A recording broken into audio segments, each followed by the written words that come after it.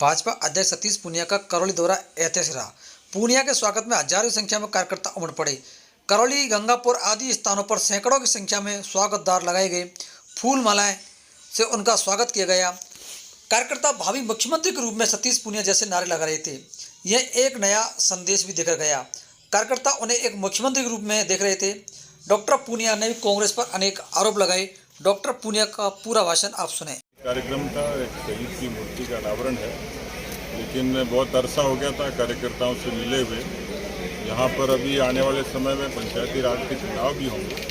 Party के भी कार्यक्रम चल रहे हैं। 17 तारीख को मोदी जी का जन्मदिन है और 7 अक्टूबर को मोदी जी को शासकीय कार्यकाल में 20 वर्ष हो गए। कुल मिलाकर करौली में पार्टी का संगठन सशक्त हो और राजनीतिक रूप से मुखर हो, ये हम सब की कोशिश है। तो इसलिए मैं कार्यकर्ताओं से राजनीतिक तौर पर इस समाज के लिए आया। सर, वसुंधरा जी का यहाँ पोस्टर गायब दिखा गया है, क्या कहना चाहिए? क्या पोस्टर बाहर है या फिर? मुझे लगता है कि मीडिया और सोशल मीडिया पर ही चर्चा है। पार्टी के भीतर इस तरीके की कोई चर्चा नहीं है। पोस्टर्स के बारे में, तस्वीरों के बारे में स्थानीय लोग अपने हिसाब से फैसला भी करते हैं। पार्टी का अपना एक प्रोटोकॉल बना हुआ है, इसलिए मुझे लगता नहीं है कि कोई किसी किस्म का विवाद पार्टी के। सर, क्या सतीश पूनिया मुख्यमंत्री पद के दावेदार रहेंगे भविष्य में? ऐसी कार्यकर्ताओं में चर्चा है यहाँ पर। देखिए, मेरी कोशिश है कि 2023 में पार्टी बड़े प्रचंड बहुमत से जीते और मैं ये जीत केंद्र को समर्पित करूं। मुख्यमंत्री का फैसला पार्टी का पार्लियामेंट्री बोर्ड करता है, पार्टी का आलाकमान करता है। पार्टी का आलाकमान जिसको तय करेगा उसको हम स्वीकार करेंगे। सर, भाजपा किन मुद्दों पर विधानसभा चुनाव लड़ेगी? मैं जिक्र कर चुका, इस समय किसानों की कर्जा माफी, अपराध, कानून व्यवस्था, बेरोजगारी, ये तमाम मुद्दे हैं जो पंचायती राज में भी बड़े प्रभावी रूप से इस पर चर्चा हो। सर, एक और जयपुर में जो आपने पटकनी कांग्रेस को दी, क्या जारी रहेगी? मुख्यमंत्री ने हॉर्स ट्रेडिंग आरोप लगाया है। नहीं, मुख्यमंत्री हॉर्स ट्रेडिंग का, घोड़ा ट्रेडिंग का लगाते हैं और खुद हाथी खरीदते हैं वो, क्योंकि उन्होंने बीएसपी के 6 लोगों को गायब कर दिया, 6 हाथियों को गायब कर दिया। तो वो जो करते हैं मीठा मीठा गप और खारा खारा थूथू, उन्होंने जो बूंदी में अजमेर में किया वो तो ठीक था, लेकिन जयपुर में हमने किया वो ट्रेडिंग हो गया। तो मुझे लगता है कि अब कांग्रेस के लोगों का भी कांग्रेस से मोह भंग हो गया और वो पार्टी के विचार से जुड़ना चाहते हैं, इसलिए हम उनका स्वागत करते हैं। आपने जवाब दे दिया उनको? 200 बिल्कुल जवाब दिया भी और देंगे भी। पार्टी का कार्यकर्ता रणनीतिक तौर पर भी मजबूत हुआ, परिपक्व हुआ है। कांग्रेस की सरकार है तो दुर्भाग्यपूर्ण है कि कभी भंवर सिंह जी चिट्ठी लिखते हैं, भरत सिंह जी कुंदनपुर चिट्ठी लिखते हैं, कभी हेमाराम जी धरने पर बैठते हैं, कभी दीपेंद्र सिंह जी मंथली की बात करते हैं और कभी वेद प्रकाश जी हनी ट्रैप का मामला उठाते हैं। तो मुझे लगता है कि कांग्रेस पार्टी के भीतर बहुत कुछ अच्छा नहीं चल रहा। पार्टी भी अंतर्कलह की शिकार है और सरकार पर खतरा बरकरार है। क्या सचिन?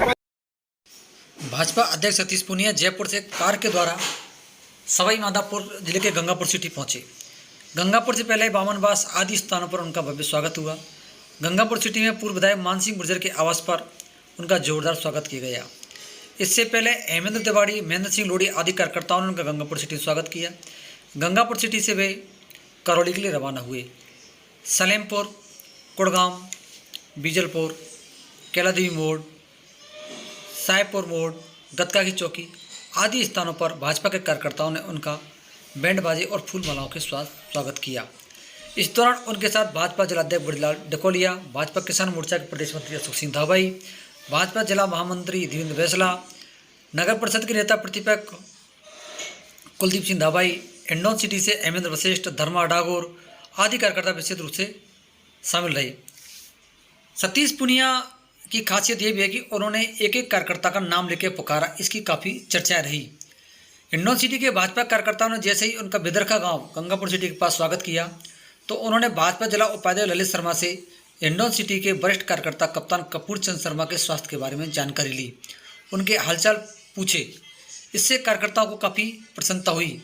इसके बाद जब मैं करौली में आई तो भाजपा के पूर्व अध्यक्ष कैलाश सिंघाल, महेंद्र मीना, कैलाश शर्मा आदि सभी का नाम लेकर पुकारा। उनके साथ गत दिनों उन्होंने जो समय व्यतीत किया, पार्टी के लिए काम किया, उसका भी एक उल्लेख किया।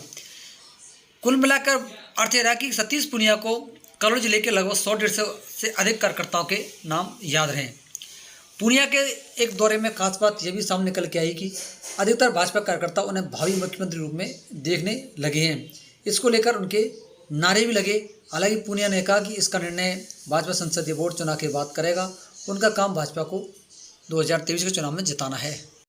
उसमें लेकिन कहता यही था कि इस देश को आजादी कांग्रेस ने दिलाई, वही दावा करते थे। इतिहास में वही लिखा जाता था, वही पढ़ाया जाता था। उसके बाद लोगों के जनमानस में ये फिट कर दिया कि नेहरू गांधी खानदान ही सक्षम है जो देश पर राज कर सकता है, कांग्रेस पार्टी पर राज कर सकता है। और इस पूरे 70 सालों की यात्रा में, और आज तो आजादी के 75 वर्ष हो गए, इन 75 वर्षों की यात्रा में इस देश में जातिवाद की, वोट बैंक की राजनीति किसी ने करी तो कांग्रेस पार्टी ने करी, और बहुत लंबे अरसे तक, क्योंकि कोई विकल्प नहीं था, कोई विचार इस तरीके से मजबूती से स्थापित नहीं हुआ। लेकिन उस जमाने में भी, नेहरू जी के जमाने में भी जनसंघ के विचार को डॉक्टर श्यामा प्रसाद मुखर्जी और पंडित दीनदयाल उपाध्याय ने आम लोगों की आवाज बनकर, हिंदुस्तान की आवाज बनकर, भले ही संख्या में कम थे लेकिन अपने शहादत से इस देश की राजनीति को दिशा देने का काम किया। जिस देश के भारत माता के आप नारे लगाते थे, वो नारे कश्मीर की घाटी पर नहीं गूंजते थे। जिस तिरंगे में जनगण मन का गान करते वहां पर तिरंगा फहराना गुनाह था, आतंकवादियों की गोलियां चलती थी। जिस देश में भगवान राम को पूजा जाता और राम लला एक टेंट में बंधक हो जाए, करोड़ों करोड़ों देशवासियों की श्रद्धा का केंद्र विवाद का केंद्र बन जाए, लेकिन सरकारें आई, लोग आए और चले गए, पर ये देश और दुनिया ने देखा कि उस कश्मीर की घाटी पर तिरंगा भी शान से फहराने लगा, जनगण मन का गान भी हुआ। धारा 370 खत्म करके देश के प्रधानमंत्री मोदी जी और गृह मंत्री अमित शाह जी ने देश के लोगों को और शहादत का सम्मान किया। मैं आपसे ही पूछता हूं, लोग जब आलोचना करते हैं, कांग्रेस पार्टी के लोग भी तकरीर करते हैं, बुद्धिजीवी भी जब चर्चा करते हैं तो दिल पर हाथ रखकर आंख मीच करिए, एक बार इतना विचार करिए, काश राहुल गांधी जी देश के प्रधानमंत्री होते तो क्या राम मंदिर बन जाता? इस देश के करोड़ों आस्था के केंद्र भगवान राम के मंदिर के निर्माण का मार्ग प्रशस्त किसी ने किया तो देश के प्रधानमंत्री नरेंद्र मोदी जी ने किया, जिन्होंने देश की आस्था के भगवान राम को महिमा मंडित किया और बहुत भव्यता के साथ उसका शुभारंभ किया। अभी पूजा जी, हेम सिंह जी, मुकेश जी और तमाम लोग, जितेंद्र जी चर्चा कर रहे थे। 70 साल किसी देश की राजनीति के कम नहीं होते, और गिनती गिनोगे तो 50 बरस उन्हीं को अवसर मिला।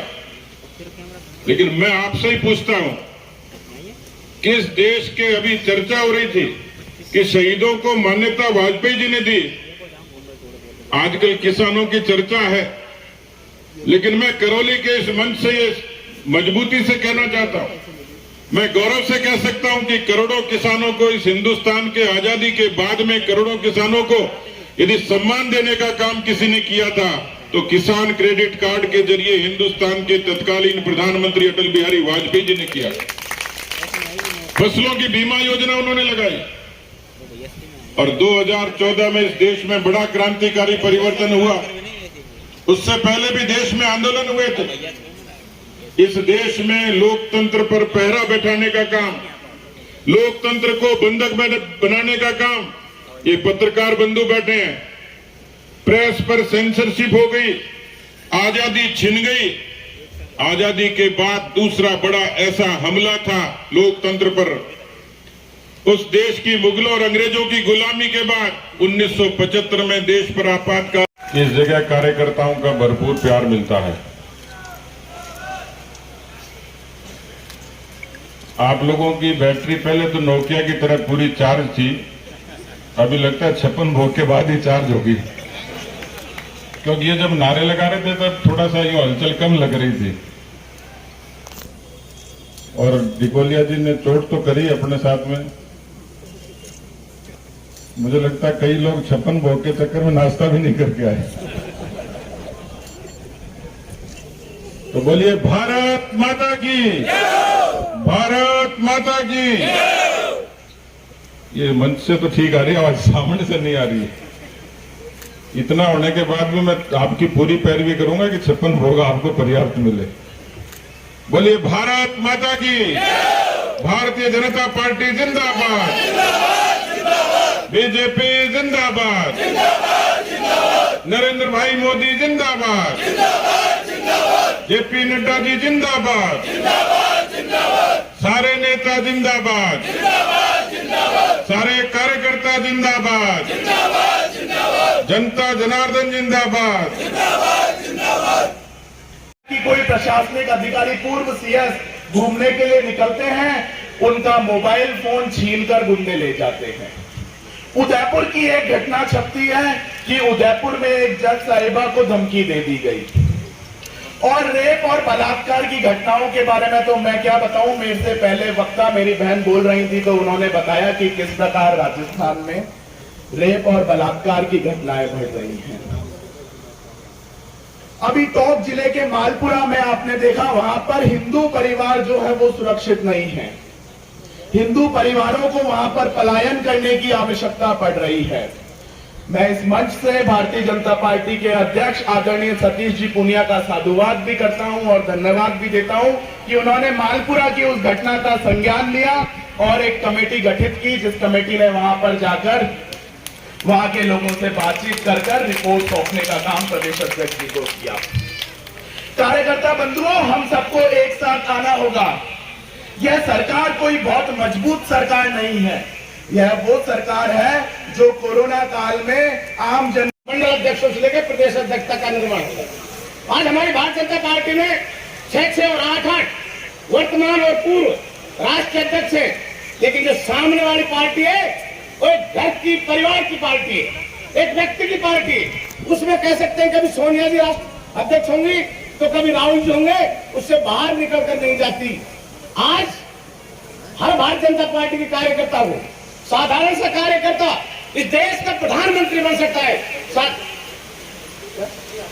साधारण सा कार्यकर्ता इस देश का मुख्यमंत्री बन सकता है। वो पार्टी का नाम है भारतीय जनता पार्टी। सर्वमान्य चाहिए कांग्रेस है वो, जिस बहुमत से ये सरकार बना कर आए थे 2018 के अंदर, सरकार तो नहीं बनाई। एक हमारा अध्यक्ष जी बताते हैं, उसी बात को आगे बढ़ाते हैं, जुगाड़ की सरकार है। कहीं बसपा पर टिकी हुई है, कहीं निर्दलीय पर टिकी हुई है। पहली बार प्रजातंत्र के अंदर 1952 से आज तक हमारे वरिष्ठ नेता बैठे, उन्होंने देखा होगा 1 महीने तक देश प्रदेश के मुख्यमंत्री, सारे एमएलए और सारे मंत्री कैप्चर करके होटल के अंदर रखे कि सरकार कहीं चली नहीं जाए। जनता को जिन हालातों में जनता ने वोट दिए थे, जिन दिशाओं से, जिस आशाओं से इस कांग्रेस सत्ता को वोट दिए थे, उन्होंने अपने आप कुर्सी बचाने का काम किया है। आप बात करते हैं भारतीय जनता पार्टी की, भारतीय जनता पार्टी वो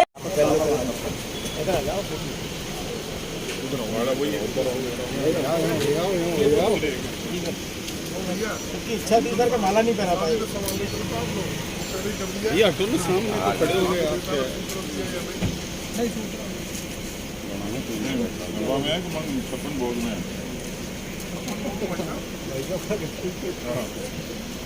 सभा में नहीं आएंगे, छप्पन भोग में।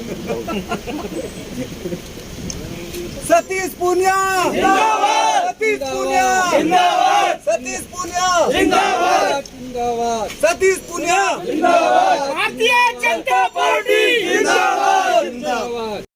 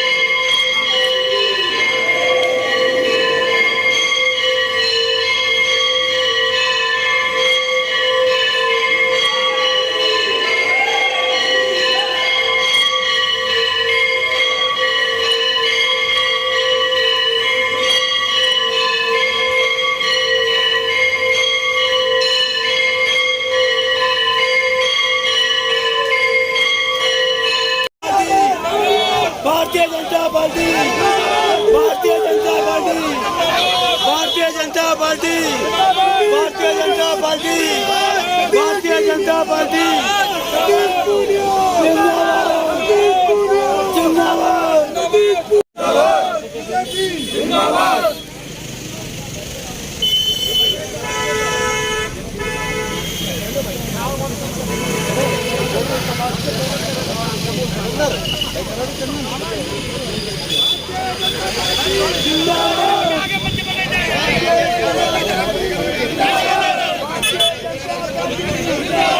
भारतीय जनता पार्टी, भारतीय जनता पार्टी पूर्णिया जी को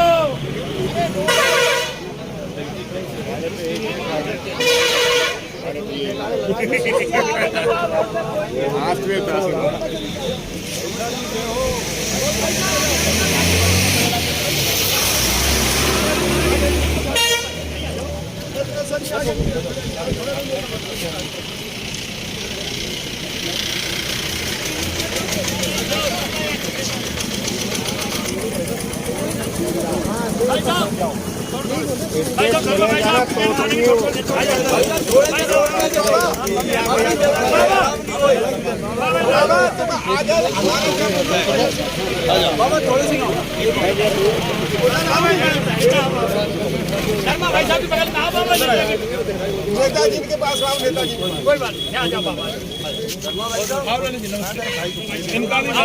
ये खड़े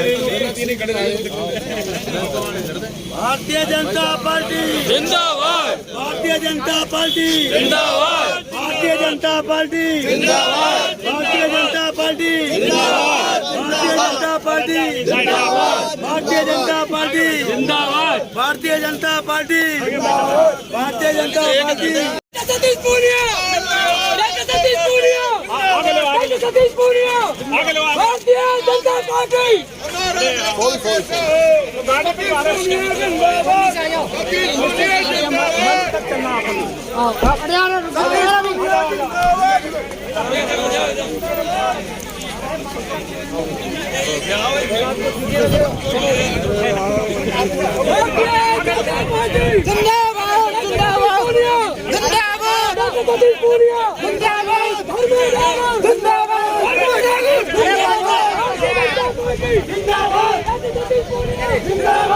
स्टेज बता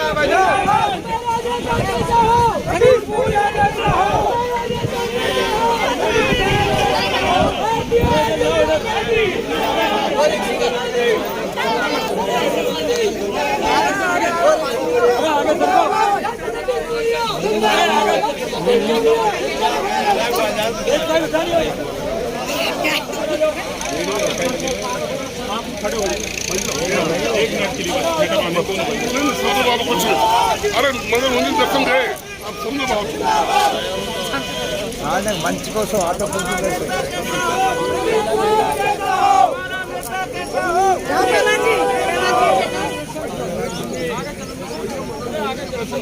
बिल्कुल दर्शन को लेट हो रहा है आपको वंदे मातरम, वंदे मातरम, वंदे मातरम, सतीश पूनिया, सतीश पूनिया, धर्मनगर, धर्मनगर।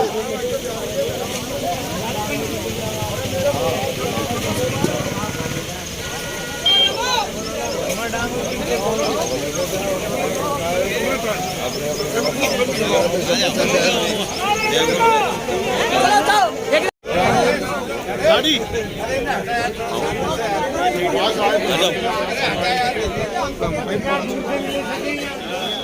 दूर हट जाती मन तो खाली सतीश पूनिया जिंदाबाद, जिंदाबाद, जिंदाबाद। भैया मैं अकेले में मेरी तो जगह दे दीजिए बड़ा बड़ा धक्का मुक्की करते बताओ ये चलो जी बैठो। रुकिए यार एक मिनट ललित जी में देखो